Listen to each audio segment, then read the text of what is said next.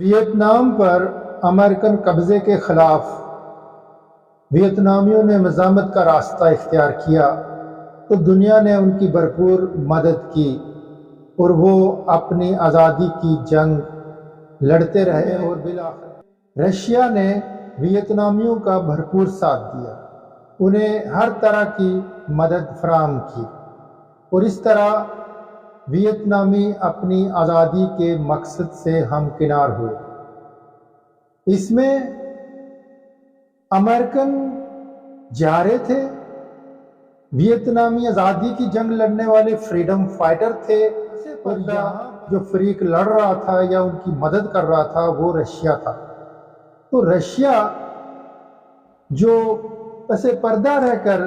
امریکہ کے خلاف لڑ رہا تھا وہ اس جنگ میں پراکسی کا کردار ادا کرتا ہے۔ کسی بھی جنگ میں، کسی بھی لڑائی میں جو طاقت یا جو ملک پس پردہ رہ کر کردار ادا کرتا ہے، چاہے اس کے اپنے مقاصد ہوں، اصل میں وہ پراکسی ہوتا ہے۔ لیکن جو اپنے وطن کے لیے، اپنی وطن کی آزادی کے لیے اپنی جانیں قطعی طور پر پراکسی نہیں ہوتے۔ اس لیے اس جنگ میں، امریکن اور ویتنام کی جنگ میں، جو ویتنامی عوام تھے وہ اپنے وطن کے پاسبان تھے، اس کے محافظ تھے اور وہ فریڈم فائٹر تھے۔ افغانستان اور روس کی لڑائی میں افغانیوں نے روس کے خلاف بھرپور مزاحمت کی اور اس مزاحمت میں ایک پس پردہ طاقت نے ان کی بھرپور مدد کی اور وہ طاقت تھی امریکہ۔ تو اس لڑائی میں رشیا جو تھا وہ ایک جارے کا کردار ادا کر رہا تھا، جبکہ پس پردہ جو قوت تھی وہ امریکن تھے اور امریکن اس میں پراکسی کا کردار ادا کر رہے تھے، جبکہ افغانی فریڈم فائٹر تھے، چاہے انہوں نے کسی سے بھی مدد لی ہو، وہ اپنے وطن کی جنگ لڑ رہے تھے۔ اور اس کے بعد جب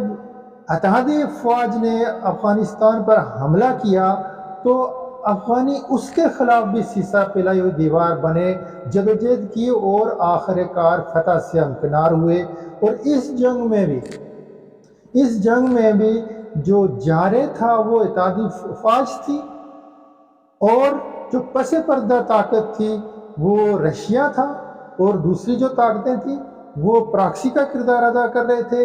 اور افغانستان کے جو عوام ہیں جو اس جنگ میں فرنٹ لائن پر لڑ رہے تھے وہ قطعی طور پر پراکسی نہیں تھے، وہ کسی کے خاطر نہیں لڑ رہے تھے، وہ اپنے وطن کی آزادی اور خود مختاری کے لیے جانوں کے نذرانے پیش کر رہے تھے۔ وہ جس طرح سے ویتنامی فریڈم فائٹر تھے پراکسی نہیں تھے، جس طرح افغانی فریڈم فائٹر تھے پراکسی نہیں تھے، اسی طرح ریاست جموں کشمیر جنہوں نے 1988 میں عسکری جدوجہد کا آغاز کیا، چاہے انہوں نے مدد کہیں سے بھی لی ہو، وہ کسی کے پراکسی نہیں تھے، وہ بھی محب وطن اور فریڈم فائٹر۔ ہم دیکھتے ہیں کہ ہماری ریاست جموں کشمیر کی اس عسکری جدوجہد کے حوالے سے طرح طرح کے پروپیگنڈا کیے جاتے ہیں اور اسے پراکسی وار کا نام دیا جاتا ہے۔ اس میں کون کون سے لوگ ہیں، کون کون سے طبقات ہیں جو اسے پراکسی وار کہتے ہیں؟ اس میں ایک طبقہ تو وہ ہے جو یہ جانتا ہی نہیں ہے کہ جو آزادی کی تحریکیں ہیں وہ یہیں سے باہر سے مدد اور حمایت لیے بغیر وہ کبھی بھی نہیں آگے بڑھ سکتی۔ اقوام کو کہیں نہ کہیں سے ضرور مدد لینی پڑتی ہے، حمایت حاصل کرنی پڑتی ہے، پھر جا کر ان کی تحریکیں کامیاب ہوتی ہیں۔ ایک طبقہ وہ ہے جو دانستہ یا نہ دانستہ اس تحریک آزادی جموں کشمیر کے مخالف قوتوں کا جو ہے وہ اعلیٰ کار بنا ہوا ہے۔ میں لفظ استعمال کر رہا ہوں دانستہ یا نہ دانستہ، وہ اس لیے کہ آزادی کی مخالف جو طاقتیں ہوتی ہیں، جو اس دیش کے، اس قوم کی آزادی کے خلاف ہوتی ہیں، ان کا طریقہ واردات یہ ہوتا ہے کہ اس قوم کو اگر غلام رکھنا ہے اور اس پر اپنے قبضے کو جو وہ برقرار رکھنا ہے تو ان کی تحریکوں کو کچلنے کے لیے، ان کی تحریکوں کو ختم کرنے کے لیے اور آئندہ کوئی تحریک یہاں پہ پنپ نہ پائے، اس لیے وہ کوشش کرتے ہیں کہ ان کے تمام ہسٹورک مقامات، ان کی تاریخی شخصیات اور ان کی جو مبنی بر حق جدوجہد ہوتی ہے اس کو گندا کیا جائے، اس کا چہرہ مسخ کیا جائے تاکہ لوگ اس سے متنفر ہوں، عوام اس سے دور ہو، اور آئندہ ایسے کسی نام پر کسی بھی نظریے کی بنیاد پر جو ہے وہ یہ تحریک دوبارہ سر نہ اٹھا سکے۔ تو یہ سارے وہ عناصر ہیں جو ریاست جموں کشمیر کی اس تحریک آزادی کے خلاف دانستہ یا نادانستہ ایک پروپیگنڈا میں لگے ہوئے ہیں۔ اور اس میں افسوس کی بات یہ ہے کہ زیادہ تر وہاں سے آوازیں جو وہ نہیں دے رہی ہیں جو خود کو بھی آزادی پسند کہتے ہیں۔ سوال یہ پیدا ہوتا ہے کہ ایک ایسا ملک جو 1947 سے پہلے جہاں ویزا لے کر جانا پڑتا تھا وہ 47 کے بعد 3-4 ٹکڑوں میں بٹ گیا اور 3 ممالک کے کنٹرول میں چلا گیا، اور اس کے بعد بے شباہ قربانی دینے کے باوجود گزشتہ 75 عامل کی دلدل میں ہے اور اس کی تحریک آزادی میں ذرا برابر پیش رفت نہیں ہو سکی۔ اب سوچنے سمجھنے کی بات یہ ہے، سوال یہ پیدا ہوتا ہے کہ وہ لوگ جو اس کی بقا کے لیے، اس کی شناخت کے لیے، اس کے قومی وقار کے لیے اور اس کی وحدت کی بحالی کے لیے اپنی جانوں کے نذرانے پیش کریں، اپنی شہادتیں پیش کریں، اپنی زندگیاں وقف کریں، اپنا سب کچھ تباہ و برباد کریں، کیا وہ پراکسی ہو سکتے ہیں؟ اور ساتھ ہی یہ بھی سوال پیدا ہوتا ہے